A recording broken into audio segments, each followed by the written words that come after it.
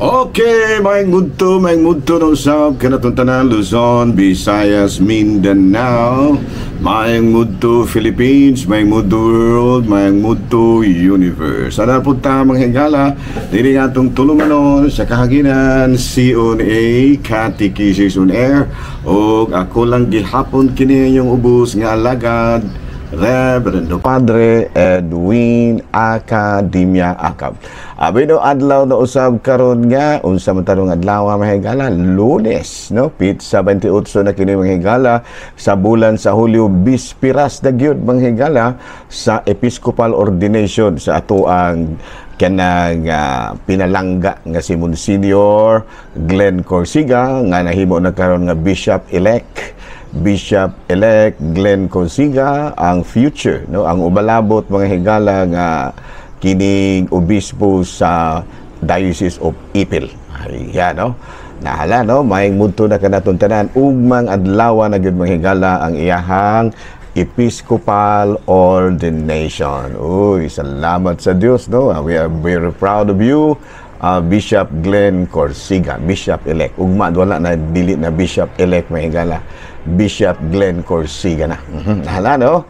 Kumusta po dahil din ha sa Diocese of Ipil, no? Karong pitsa 14 mahigala ang canonical installation sa ato ang bagong obispo din ha sa Ipil, si Bishop Glenn Corsiga. Nahala, no? Padayon ta mahigala sa ato ang mga buhat tono ni ining kamudtuhon ato dahil nga timbayahon usab mahigala og may mudto ang atong mga lay ministers. Uy, kumusta naman mga brother, no? Mga brothers, no? Salamat kayo sa inyong kinasingkasing nga pagpangalagad, ha? No? Kay kinahanglan kayo ang inyong pagpangalagad. Di kami mga pari, dili man jud may makaabot ng inyong kanang inyong maabot kay daghan man kay sa ako lang diri sa ayongon mga sobra pulo mga 17 ni ka barangay nga giserbisyuhan kada gyud Domingo. Nya dili man na madala lagi nako kay daghan man kayo unya lagyo pagyud. Pero pasalamat sa ato ang mga lay ministers nga mo'y mangadto didto aron mahimo sa kasaulugan sa pulong. Nindot sa ning kuan ang hingala. No, sa una wala ba na? Kaya kung sa una og naa pa na murag usa kos mahimong lay minister. Kay isod man kay kos pari sa una, no? Kung naa pa nang ingon anang lay minister sa una, ingon ni ana na ba? Nga mga nauna na lay minister sa una, pakalawat raman to, no? Magpakalawat raman, no? Si ang primero yun nga lay minister sa ato sa amo sa Manhuyod, si the late, no, Mr. Guillermo Cadalso, no? Ang ato ang principal kaniadto sa Central Negros Academy. Dayong nadugangan siya si Mr. Tony Academia. And then nadugangan na gyud daghan na dayon sila. And then the latest development ng hingala mao nga kuan na sila daghan na kay mangadto nagkasaulugan sa pulong aron pod nga makasibag yun ang mga tagalangyo, no, ingon niya na. So muna nga salamat kita, pasalamat kita dako sa mga lay ministers, no, sa mga kaparian of course, no, kay ang atong mga lay ministers mag-agad-agad na baya po rin tao na sa atong mga kaparian. Hala, no? Hala na ito may galas sa ato ang kining CBCP News, Balitang Simbahan, ining kamudtuhon sa Vatican, mga higala. Okay, no? CBCP News. Dara mga higala, ha? Asa pa, kadali, ha? Nalibog pa ko. Asa naman ito ako. Okay, sa Vatican News, mga higala, instalasyon sa bagong arsobispo sa Sugbo, ikatagda na. Karong pitsa 30 ni ining bulan sa Setyembre. Si Archbishop Alberto Uy, gitulo ni Pope Francis, ni atong pitsa 16 sa bulan sa Hulyo. Okay, ari kita sa Vatican News, mga higala, Pope condemns arms trade as he returns to Vatican after 16 days of vacation in Castel Gandolfo. Money making that is behind everyone. Muna, no, gikundina, what's masabot, gisaway ba? Gisaway yun mga higala sa ato ang talahurong Santo Papa ang kining gitawag nato og kanang pagnegosyo bag mga armas, no, kay usag yun sa mga hinungdan nga nung doon nagigira-gira kini laging pagnegosyo og armas. Kay kung kining mga nasod ug wala pa ni mga armas unta, dili ra man ta ni managubat. Magsinumbagay ra man unta ni. Unya kay gipaligyan man pug armas sa Russia ba, sa kining Germany ba, ingon na pero ang nagmanufacture jud og daghang kuan mahigala kini yung Russia o kuan kining America. So muna no nga negosyo po nila ning kabahin na no. Muna giniingon ni Pope Leo nga kining gitawag datog money making that is behind every war. Ano padayon ta mga galas ato ang mga buhatono ni ining kamudtuhon o of course atong timbayaon usab ug maayong udto nga atong talahurong obispo no Bishop Julito B. Cortez. Abi no karon taud-taud mga higala agani nang buntag agahapon pa no nag-abot-abot na ang mga obispo diri sa Dumaguete gani karong gabi ikatakda ang matud pa salo-salo namo no magsalo-salo mi adto didto sa St. Louis no St. Louis nalimot kung usay pangalan na mahigala nga na among salo-salo rong gabi no daghang ay mga obispo at least murag expected mahigala mga 35 ka obispo. Of course wari gyud si Archbishop John Brown no, nga to ang papal nuncio to the Philippines na unya ang consecrator de mahigala of course si Bishop Julito B. Cortez ug si Archbishop John Du. Ayan no mga dagkong gangong higala no. Abi no, padayon ta mga higala, of course, di agad anak si Kuan pod Archbishop Alberto Uy kay umbalabot baya pod siyang arsobispo sa Diocese of Cebu. Nahara no, ari na ta mga higala sa ato ang saint of the day. Okay, ato kinsa may atong santo karon, no? Kinsa may atong santo July 28. Siya walay lain si Saint Innocentes the First. Ayo kini sa mga higala ko ani. Santo Papa ni siya. Now, formerly taga Albany, Italy, nga became Pope, succeeding Pope Saint Athanasius I, December 22, 401. Na-emphasized papal supremacy, condemned Pelagianism, no? Kanabitang the original saint, the human nature, mortal will, capable of choosing good or so or evil without divine aid. Una po nga Pelagianism nga ito pa, wala na kinahanglana ang lamdag sa Espiritu Santo. Ang tao pwede rang mupili siya o pangginoo ba siya o dili, wala na kinahanglana ang Espiritu Santo, which is sayop na. Muna si Pelagius, kino si Pelagius mga higala, no? Kuan ni siya, usa ni siya ka, o pare man siguro ni si Pelagius nga mura ba og doon na pud siya iyahang kaugalingong panghunahuna, no? Teolohiya nga wala po dawata sa simbahan Katoliko kay gilaman kang ang tao pwede ra mo pili o ganahan ba siya Ginoo sa dili sa iyang kaugalingon wala ni lamdag sa Espiritu Santo so muna nga gisaway po siya na strongly favored clerical celibacy died in Rome in March 12. Wala na si San Innocente Saint Innocent the First. Nahala no padayon kita mga higala sumsa naman mo din no do natay istorya na punta ginagmay sa batong iistoryahan doon. Okay, nguban na ba murag miingon nga mas may nang dunay gamayng istorya pa di ka murag mutaas-taas yung programa. Kabahin na lang sa usa ka magtiayon nga nagsakay og kuan. Nakadungog na po siguro mo ani, no? Magtiayon ba nga nagsakay og ari lang ta kato na lang magtiayon nga nagsakay habal-habal. Wala pa siguro magkadungog ani. Original masag kuan king kuan walay laing nag-istorya ini gawas itong may nakadungog na no. Original ko kining istorya. Himo-himo ra sa nato matud pa no dunay magtiayon nga tigulang na nga gustong usakay og habal-habal kay gilayuan na ba maglakaw sila. So ang nahitabo nangontrata sila. Nangutana sila dong pila may bayad og mo sakay may simong habal-habal naingon ang driver 150 na nong gimahalan raman ang magtiayon naingon anam timahal ra pud kay dong pahangyo apod may duhaman sila kay duhaman mo nong pwede ra gani mga tigulang naman mo pwede ra gani dili ra ta mo pablitiho tigulang na gud mo ba daw pwede ra gani wala ra pliti-pliti pero sabot no nga kinahanglan nga wala ra mo'y pliti pero sa magsakay mo sa akong habal-habal di gyud maningog Kaya kung mutingog mo, pabayron ta mong 50 kada tingog. Okay naman na. So niingon ang lalaki nga tigulang sa bantay kaya na to na. Ingon ang babae ay kaya na to na. Nung bahalag way tingog ay di mangganit ta magtingganay usahay. No, kanang kabahig way tingganay. Ako anad kay ko ana kay walay tingganay. Ano ingon tong babae. Sige, so, okay medong. Pero kanarang makatingog medong nga sa pa kung di gyud maningog wala bayad. Wala bayad. So, sakay na sila palungsod. So kay ang driver dahil habal-habal may mga plano mang dautan. Kabalo kag unsay plano sa driver sa habal adto man din na iagi sa lisod kay dalan. Di man sa dalan gyud. Adto man sa kabatuhan. Lokso-lokso dyan yung kuhan.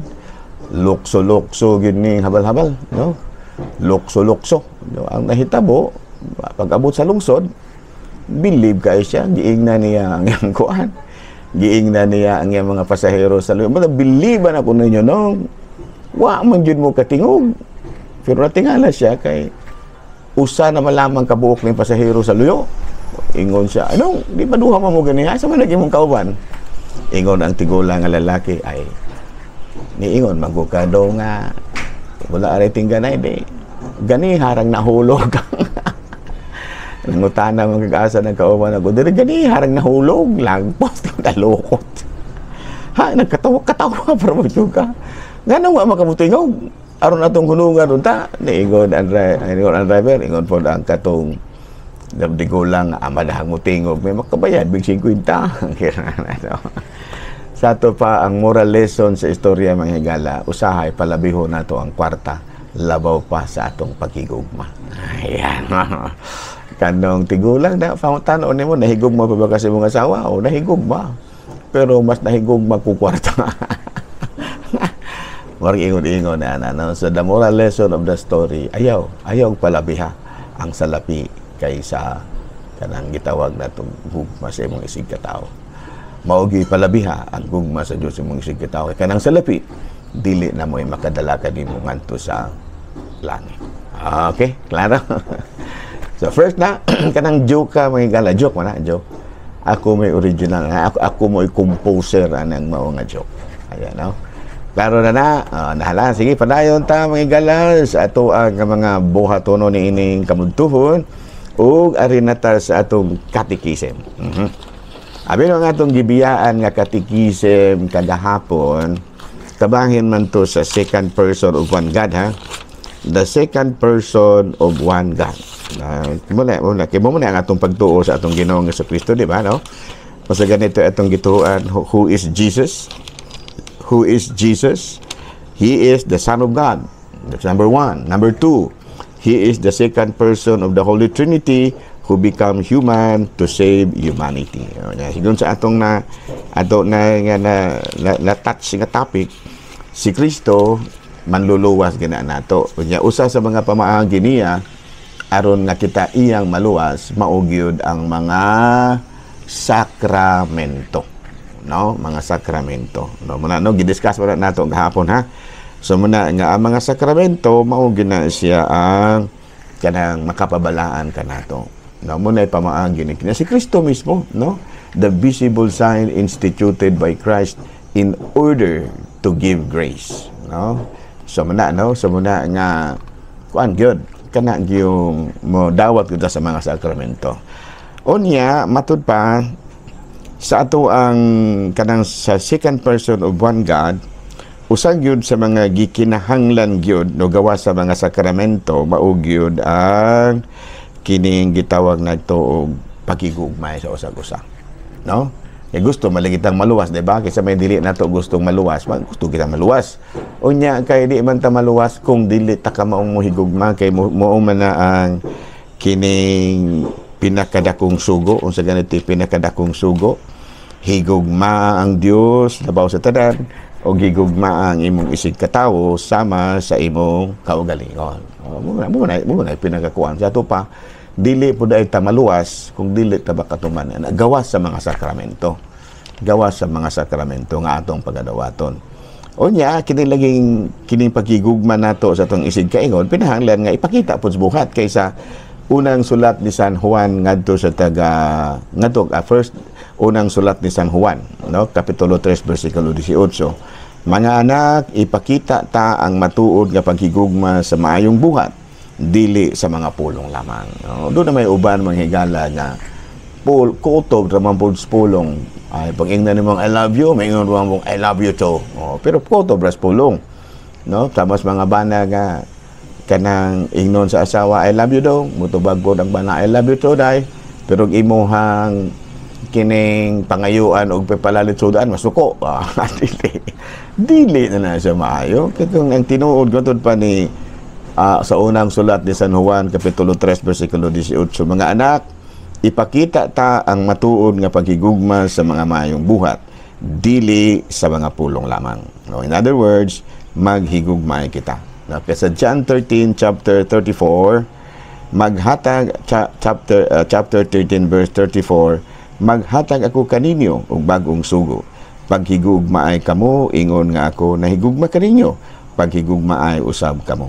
Pero sa Juan, sa unang sulat ni San Juan, kapitulo 3, versikulo 18, mga anak, ipakita ta ang matuod nga paghigugma sa maayong buhat. No, mada nga kinahanglan gyud nga ipakita gyud sa buhat. Pero nakabalo ba mo nga do na mapugoy mga babag, no, nga usahay imbis kahigugmaon pa ta ipakita nato sa buhat, usahay dili pod madayon. No, kabalo kag unsay mga hinungdan. Number 1 is garbo. Lagi, no? Garbo usahay, no? Nga matud pa sa Santiago kapitulo 4 bersikulo 6, kaaway sa Dios ang mga garboso apan maghatag siya grasya sa mga mapaubsanon. Nahimo kang kaaway, so ayaw paggarbo-garbo niya, no? Kinahanglan nga ang atong garbo atong ipaubos aron atong mapakita ang sa buhat ang atong paghigugmay. Okay, matud palagi, no? Gisay niingon ni ana si Santiago, pista ra bang Santiago itong usang adlaw, itong sa Biyernes, no? Sa ato na nga belated happy fiesta ha sa mga igsuon nato sa kuan bidi kining taya santanhay, no? Sa Santiago kapitulo 4 bersikulo 6, kaaway sa Dios. Gilaliman ka, kaaway sa Dios, makuyawan mo sa tadaan, no? Kaaway sa Dios ang mga magarbuso apan maghatag siya grasya sa mga mapaubsanon. So ayaw gyud og paggarbo-garbo din, ha? Abi kay hamis kay kagkutis. Abi kay hamis kay kagkutis magpagarbusa-garbusa kayaw, no? Ayaw yan, no? Abi nimo kay mga mistisa ka chila ka, no, magpagarbo-garbo kaya, no, imo dayon in tawo niya kanang imong ginarbuhan dayon ning imuha mga kaigsuonan nga mga pobre, no, mangayong kinabang imo rang singkahan tungod kay naun kuang ka kanang grabe nimo kagarbo. So ayan, no, dili gyud na maayo. Okay, matud pa sa James chapter 4 verse 6, kaaway sa Dios ang mga mga garbuso apan maghatag siya grasya sa mga mapaubsano. Ano, no? Yung number 2, usahay nga dili ta makahigugma kining usahay kinaiya nato nga tighukom ta. No, parehas gud ang mga ginabang maram kaglawas masig pulo pangayo tapul lang siguro ka kay ngano wa ka kabalo nga galipong-lipong na kay taas kay dugo. Wa ka kabalo nga dako ra glawas ana pero masakito na, no, nagkinahanglan og panabang ipakita sa buhat niya kay nakita nimo okay ra man gayo, no, sa ato pa na himsog ra man gayo, healthy ba, no, saon man nato ana paghigugma labi na gyud kung sana judgmental ka ba, sana bitaw tighukom ka ba, tighukom ka, ayaw yung hukom din na, no? Ang atong pahukmon ang katurag yung maghuhukom mga judge ba, pero kita ayaw na dili maayo na magkuanta. Sabi, no, ha, ato na nga padayonon ugma ng ato ang programa Pizza 29, no, kay ugma ra ba baling daghana ra bang obispo diri sa ato, no? Kaya karon pa lang gani, no, nakita na ko kaganina. Gani ang among sakyanan di nakasulod. Pero nipugos na yung kong sulod diri sa Cathedral Compound. Kaya ugma ra mga adlawon ra ko. Besag mga alas 4 kadlaw igbatagin nako, dad-on na nako sa gawas ang ako ang kay dili pwedeng mo parking sa sulod. Announcement haog mga adlaw ayaw mo sulod diri sa cathedral compound kay di gyud mapasudlon. So mas maayo nga anto na lang mo parking sa dool-dool o layo-layo bagyo tayo nya kanang inyong mga salakyan ayaw butangi og butang nga makapa-attract sa mga kawatan kanabang dunay mga bag, dunay mga putos ug usa pa na din na kay lungkabon gyud na. Hindi man gani dagyan na lungkabon ang yabi ana buko na imong espeho. Uno, klaro. So kanang inyong mga salakyan kay adto na malamang ginato i-parking sa gawas. Ako hinong salakyan baratuhon ra na multicab ra na pero bisan tong multicab na pero dako be kay nagtabang pud nakin.